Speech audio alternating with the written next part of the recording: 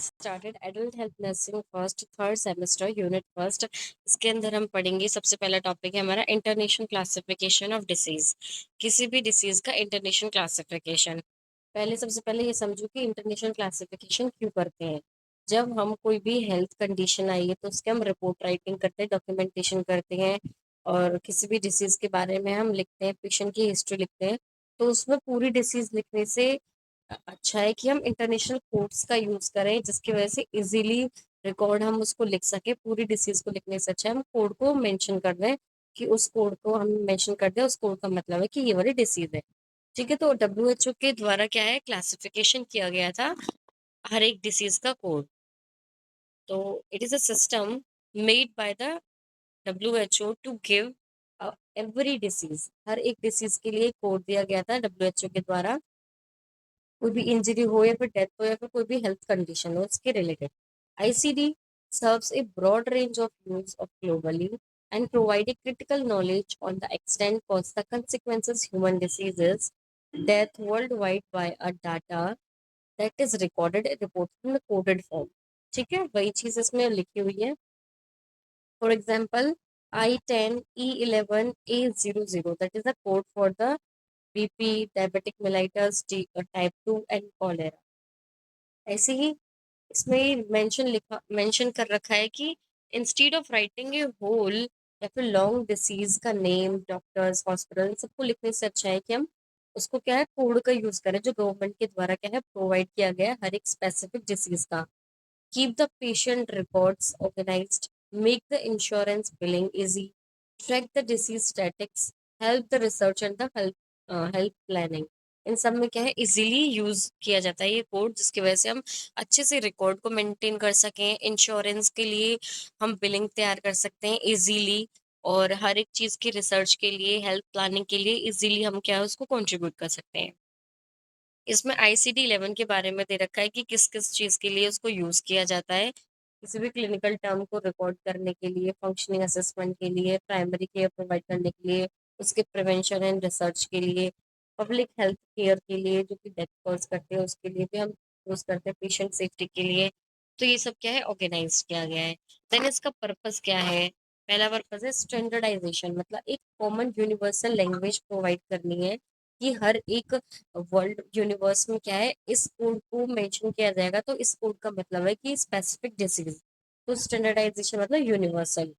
And then क्या है, diagnosis and treatment के लिए, देन स्टैटिक्स, देन क्या है, हेल्थ प्लानिंग। तो इन सब के लिए क्या है, इसका यूज किया जाता है। देन इसका हम हॉस्पिटल्स में, क्लिनिक्स में यूज कर सकते हैं रिकॉर्डिंग के लिए। देन क्या है, इंश्योरेंस एंड बिलिंग बनाने के लिए। Then education and train up करने के लिए, and policies of making. Then next हमारा टॉपिक है role and responsibilities of the nurse in medical and the surgical setting. इसके अंदर हम नर्स की रेस्पॉन्सिबिलिटीज के बारे में पढ़ेंगे कि out patient department, in patient department, intra ICU, intra intensive care unit में क्या है, रोल क्या है नर्स का। तो उस चीज के बारे में हम पढ़ेंगे। इसका क्या है, PYQ आ चुका है, पिछले साल इसका क्वेश्चन आया था, तो ये इंपॉर्टेंट मार्क कर लो, ये PYQ है। Now let's started out patient department. Outpatient department क्या होता है? It is a part of the hospital designed for the treatment of the outpatient. OPD is for the people with health problems who visit in the hospital for diagnosis or the treatment but do not at this time require to bed or admitted for overnight care. Out patient department में क्या है, एक patient आता है health problem को लेकर के hospital में विजिट करने के लिए एंड डायग्नोसिस करने के लिए। मतलब उसको क्या डिसीज हुई है, उसको डायग्नोसिस एंड नॉर्मल ट्रीटमेंट के लिए पेशेंट क्या है, आता है आउट पेशेंट में, OPD के अंदर। और उसमें उस समय उस पेशेंट को क्या है, रिक्वायरमेंट नहीं होती है एडमिटेड की ओवर अ नाइट। ठीक है, मतलब सिर्फ चेकअप करा के वो अपने घर चला जाता है, that is a out patient. इसके अंदर क्या क्या होता है, इलनेस का ट्रीटमेंट प्रोवाइड किया जाता है, डायग्नोसिस टेस्ट होते हैं, और सैंपल कलेक्शन होता है for the surgical care providing के लिए। आफ्टर दैट ये रिजल्ट आने के बाद डिसाइड करते हैं कि उनको क्या है, स्टे करना है। नेक्स्ट डे जब वो आएंगे, स्टे करना है, IPD में भर्ती करना है, तो वो चीज़ है। तो इसमें नर्स का रोल क्या है OPD के अंदर? दो तरह का इसमें रोल है, traditional role and expanded role. Traditional role के अंदर क्या आता है, वाइटल साइंस को चेक करना, डायग्नोस्टिक प्रोसेस को असेस करना, देन प्रिपेयर करना पेशेंट को for the physical examination and arrange करना सारे आर्टिकल्स को फॉर द एग्जामिनेशन जो भी पेशेंट की डिसीज है उसके अकॉर्डिंग। देन एक्सपेंडेड रोल क्या है, उसको टीचिंग एंड काउंसलिंग प्रोवाइड करनी है, उसकी एजुकेट करना है उसको डिसीज के अकॉर्डिंग जो उसकी डिसीज है। देन उसको क्या है, टीचिंग की बात क्या है, काउंसलिंग करनी है। देन उसको डाइटरी वगैरह बतानी है कि आपको क्या चीज़ें फॉलो करनी है। Then perform the physical examination perform करना है, आइडेंटिफाई करना है कि कौन सी डिसीज है।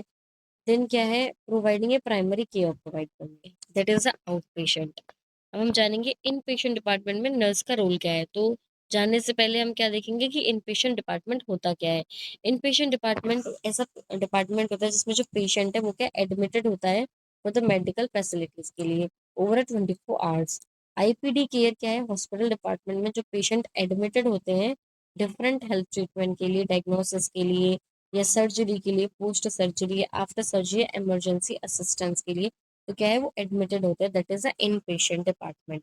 इसके अंदर नर्स का रोल क्या है, वो क्या है केयर प्रोवाइड करती है, क्लाइंट को एजुकेट करती है, उसका क्या है असेसमेंट करती है, वाइटल्स को चेक करती है। देन क्या कोऑर्डिनेटेड केयर प्रोवाइड करती है विद द जो उसके साथ जो वर्क कर रहे हैं हेल्थ वर्क केयर वर्कर्स उनके साथ क्या कोऑर्डिनेट करती है, मेंटेन करती है क्लाइंट की सेफ्टी को, प्रॉपर हाइजीन मेंटेन करना, पीपीई वियर करना और पेशेंट की प्रॉपर क्लीनिंग करना अगर वो सर्जरी वाला पेशेंट है तो। देन क्या है एसेप्टो टेक्निक का फॉलो करना। नेक्स्ट है डिस्चार्ज प्लानिंग भी वो नर्स करती है। देन इमोशनल सपोर्ट प्रोवाइड करती है। Now we go for the intensive care unit. Intensive care unit क्या है, एक स्पेशलाइज्ड हॉस्पिटल वार्ड है जिसमें क्या है ट्रीटमेंट एंड मॉनिटरिंग प्रोवाइड की जाती है क्रिटिकली इल पेशेंट को। उसमें क्या है ऐसे स्टाफ वर्क करते हैं जो क्या है स्पेशली ट्रेनड है उस प्रोफेशन में और इक्विपमेंट्स को मॉनिटर करने में क्या है सक्षम है। तो इन इंटेंसिव केयर यूनिट क्या है, एक स्पेशलाइज्ड हॉस्पिटल वार्ड है जिसमें पेशेंट की जो इमरजेंसी कंडीशन है, क्रिटिकली इल पेशेंट है तो उसको ट्रीट करने के लिए, उसको ट्रीटमेंट प्रोवाइड करने के लिए, मॉनिटरिंग करने के लिए क्या है केयर प्रोवाइड की जाती है। उसमें नर्स का रोल क्या है, सबसे पहले क्या है ये मेंटेन करती है एक स्टैंडर्ड प्रोटोकॉल्स को, एसेप्सिस स्ट्रिक्टली मतलब हाइजीन्स को पूरा फॉलो करती है। कोई भी इक्विपमेंट है उसको पहले स्टेराइल करेगी after the use and before the use of that instrument. तो स्टेरिलिटी का क्या है बहुत ज़्यादा महत्व है इसके अंदर। देन क्या है मेंटेन करती है hand washing protocols, dressing protocols जो कि प्रेस्क्राइब किया गया है। Then autoclaving and disinfectant of the articles instruments equipment. ये वाली लाइन आपको समझ में आ गई हो, मैंने आपको इन्फेक्शन कंट्रोल पूरा कंप्लीट पढ़ा दिया है। देन क्या इन्फेक्शन कंट्रोल करते हैं, मेडिकेशन एडमिनिस्ट्रेशन करते हैं और क्या है अपने वाइटल उसके पेशेंट के वाइटल्स को चेक करते हैं, असेस करते हैं, क्रिटिकल इंटरवेंशंस प्रोवाइड करते हैं। क्रिटिकल इंटरवेंशंस क्या क्या है, जैसे कि सीपीआर।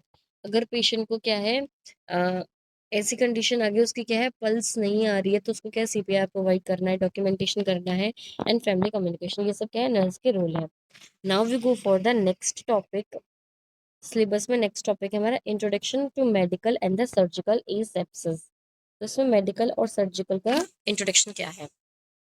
सबसे पहले एसेप्सिस क्या होता है, एसेप्सिस के बारे में पढ़ने से पहले थोड़ा इंट्रोडक्शन देख लेते हैं कि जो बैक्टीरिया है वो क्या है हर जगह पाया जाता है, एवरीवेयर, हर जगह पाया जाता है। कुछ बैक्टीरिया क्या है हमारे लिए अच्छे होते हैं, कुछ हार्मफुल होते हैं, जैसे बैक्टीरिया, वायरस और अदर माइक्रो ऑर्गेनिज्म है, ये डिसीज कॉज करते हैं, दैट इज अ पैथोजेंस। लेकिन कुछ पेशेंट को हार्मफुल नहीं होते हैं, जो पैथोजेंस ऐसे भी होते हैं जो उसको क्या है प्रोटेक्शन प्रोवाइड करते हैं पेशेंट को, जो कि स्मॉल इंटेस्टाइन में प्रेजेंट होते हैं, है ना, वो केयर प्रोवाइड करते हैं। तो कुछ ऐसे बैक्टीरिया होते हैं जो हार्म पहुंचाते हैं, कुछ प्रोटेक्ट करते हैं पेशेंट को फ्रॉम द हार्मफुल बैक्टीरिया से।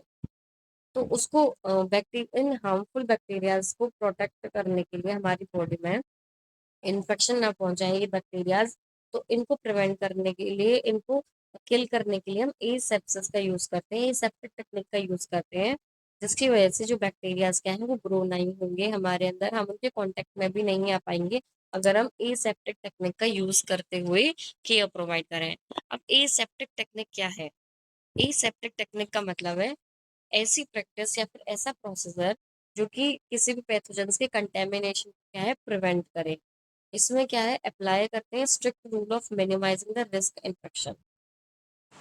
नेक्स्ट क्या है हमारा, health care workers use aseptic techniques. जो हेल्थ केयर वर्कर्स हैं वो सर्जरी रूम में या फिर क्लिनिक है, आउट पेशेंट डिपार्टमेंट है, किसी में भी हो, एसेप्टिक टेक्निक का यूज करते हैं, हैंड हाइजीन को फॉलो करते हैं। किसी भी इक्विपमेंट को यूज करने से पहले उसको क्या है स्टेराइल करेंगे, डिसइंफेक्ट करेंगे, क्लीनिंग करेंगे, एंड आफ्टर द यूज भी उसको क्या है क्लीन करेंगे। That is aseptic technique. इसके टाइप्स क्या क्या है, मेनली इसके 4 टाइप्स हैं जिसमें इंक्लूडेड है barrier, patient equipment preparation, environmental control and contact guidelines। तो हम सबसे पहले पढ़ेंगे बैरियर। बैरियर क्या है, ये प्रोटेक्ट करती है पेशेंट को from the transfer the pathogens from health care workers from the environment. ये बैरियर क्या है, प्रिवेंट करती है इन्वायरमेंट में जो बैक्टीरिया है वो हेल्थ केयर वर्कर्स को ना हो, तो वो बैरियर क्या है प्रोटेक्ट करती है। बैरियर क्या क्या हो सकता है हमारा, PPE, PPE personal protective equipment.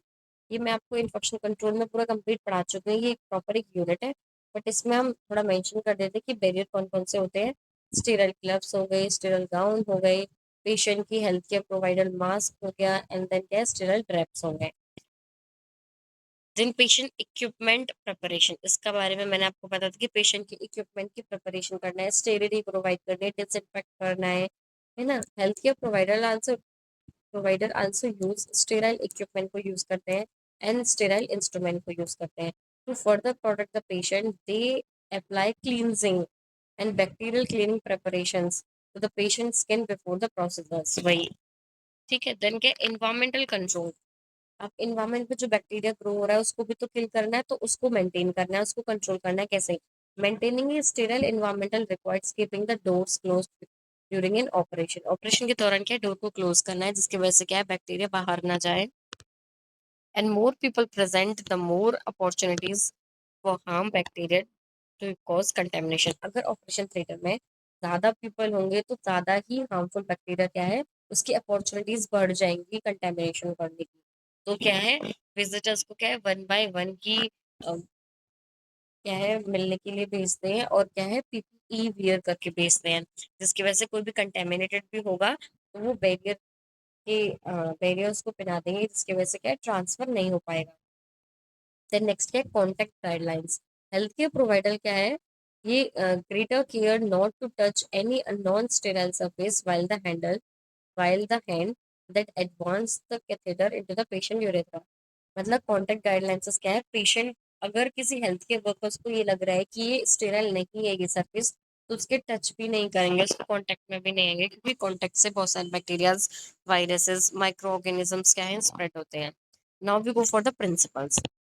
सिद्धांत क्या है इसका, ये कि ओनली स्टेराइल थिंग्स को ही टच करना है। अगर वो इंस्ट्रूमेंट स्टेराइल है तो ही उसको यूज करना है, अदरवाइज उसको टच नहीं करना है। Keep the hands in sterile zone. Wear sterile gloves and gowns. Then unsterile persons never reach over the sterile field। जो अनस्टेराइल पर्सन है वो क्या है कभी भी स्टेराइल फील्ड के अंदर नहीं आएगा, क्योंकि वो पूरी स्टेराइल फील्ड को कंटेमिनेटेड कर देगा। देन क्या है रिड्यूस द एयरबोर्न बैक्टीरियाज को रिड्यूस करना है, जिसकी वजह से इन्वायरमेंट को प्रोटेक्ट कर सके।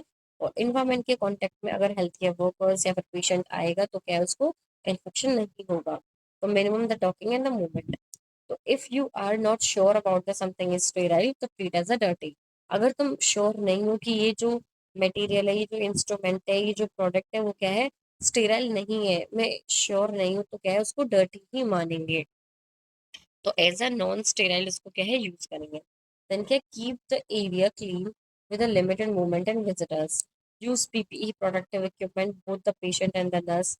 मॉइस्चर्स को क्या है कंट्रोल करना है, क्योंकि जहाँ मॉइस्चर ज्यादा रहेगा वहाँ जम्स क्या है ग्रो करेंगे। जहाँ जम्स ग्रो करेंगे वेट एरिया पे, तो क्या है स्टेरिलिटी को क्या है मेंटेन करना पड़ेगा, अदरवाइज क्या है कंटेमिनेटेड हो जाएगा, इन्फेक्शन कॉज हो जाएगा। देन तरीका क्या है किसी भी कंटेमिनेटेड या फिर अनस्टेराइल इक्विपमेंट को स्टेराइल करने का।